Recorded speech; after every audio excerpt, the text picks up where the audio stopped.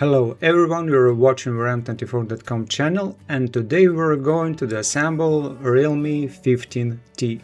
As usual, the first thing we need to do is remove the SIM card tray. To do that, we use a SIM eject tool, insert it into the eject hole and push the SIM card tray out.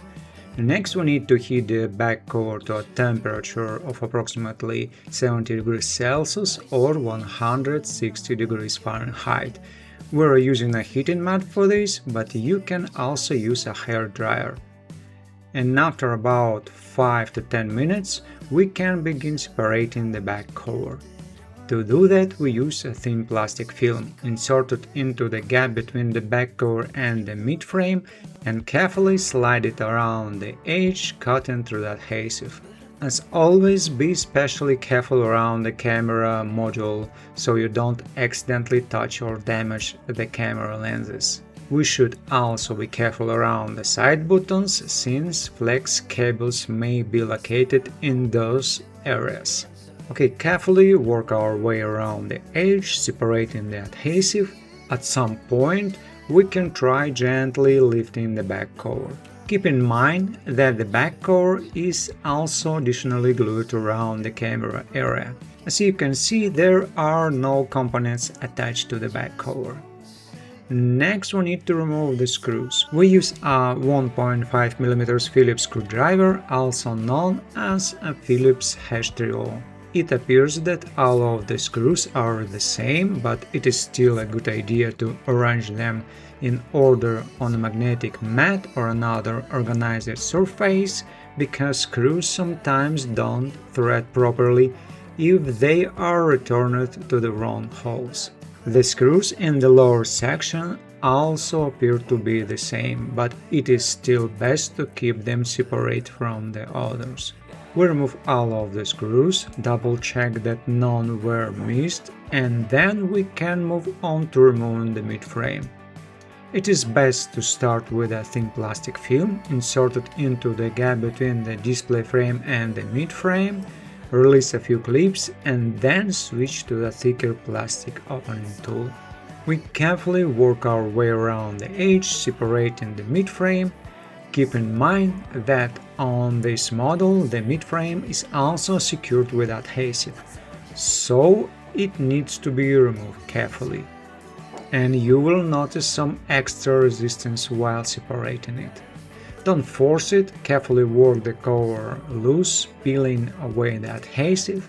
Pay attention to what is underneath and make sure there aren't any hidden screws. That is really important.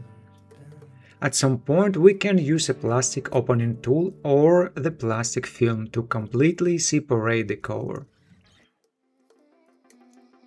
Okay, we continue working carefully around different areas. Don't insert the film or the tool too deeply, since we don't know exactly what components are located underneath the mid-frame. Eventually, the cover comes free. Turn it over and we will see the contact pads, antenna traces, and the side button assembly attached to it.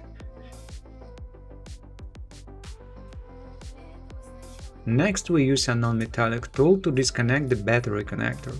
Then move on to the lower section.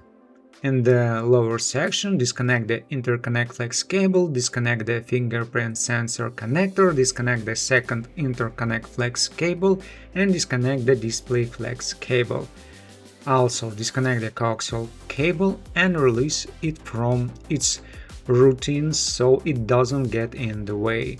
We also need to disconnect the second coaxial cable and move it aside.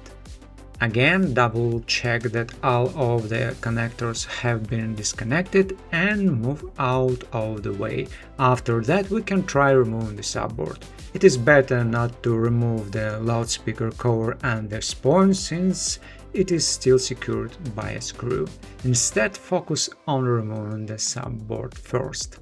We carefully lift out the subboard, make sure you're prying from the correct location. The subboard is held in place by clips. Carefully pry it up, move the flex cables aside so they don't interfere, and remove the subboard, which sits slightly recessed in the display frame. The subboard contains the charging port, microphone and the SIM card connector on the reverse side. There is also one screw securing the loudspeaker cover. Remove the screw and set it aside. Next, carefully pry up the edge of the loudspeaker cover, lift it out, remove it and set it aside. The only components remaining in the display frame are the fingerprint sensor and the vibration motor. As for the microphone opening at the bottom, there is how it is designed. The channel is L-shaped. On the inside there is a protective mesh or membrane, while the microphone itself is mounted on the back side of the subboard. If you insert something into the microphone hole, you won't be able to damage the microphone this way. Now let's move on to the main board. On the main board, disconnect the interconnect flex cable, disconnect the display flex cable and disconnect the rear camera with the long flex cable. After that, we can disconnect the second rear camera. Its connector is secured by a retaining bracket. Remove the bracket, disconnect the camera and separate it from the display frame, where it is lightly adhered by its base. Now we can disconnect the front-facing camera. It is best to keep the thermal foil intact, since we will need it again during reassembly. And next we disconnect the coaxial cable connectors and release the cables from the retaining clips on the main board. We also need to remove the single screw securing the main board. It is clearly different from the previous screws. Now nothing is holding the main board in place. Carefully lift it out and set it aside. Finally, we can remove the battery. First, fold the transparent protective film out of the way, then gently pull upward on the back pull tab. Carefully continue pulling the tab upward to release the battery. Underneath the battery is a transparent protective adhesive film that protects the interconnect flex cables. And that completes our disassembly. Thank you for watching and we will see you in our next videos, either on our Telegram channel or on our website.